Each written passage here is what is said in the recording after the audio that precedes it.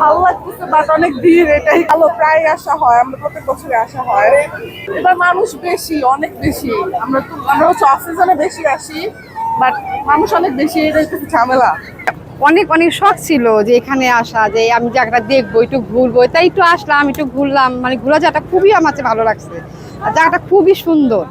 আসলে আমি তো সাঁতার জানি না, তারপরে একটু সামনে ঘুরছি, সবাই সাথে আসলাম, ভাইয়া ভাবির সাথে আসছি ঘুরতে, আমার কাছে খুবই ভালো লাগছে। এটা পৃথিবীর সবচেয়ে বৃহৎ সমুদ্র সৈকত, এই জন্য। আর প্রতিবার আসতে ভালো লাগে, সেই জন্য পরিবারের সবাই মিলে আসছি ঈদের ছুটিতে। আমার কাছে অনেক ভালো লাগতেছে। আমি কল্পনাও করতে পারি না যে না আসার পরে এতগুলো মানুষ দেখবো, এত আনন্দ পাবো।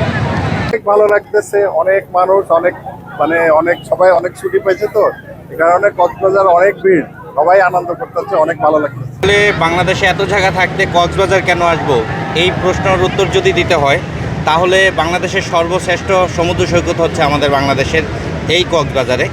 এটার সৌন্দর্য আসলে বলে শেষ করা যাবে না, এজন্যই আসলে কক্সবাজারে বারবার আসা। অনেক ভালো লাগছে, দীর্ঘ লম্বা একটা ছুটি, এজন্য এখানে আসা। যাই হোক, খুবই ভালো লাগছে, তবে লোকের সমাগম অনেকটাই বেশি।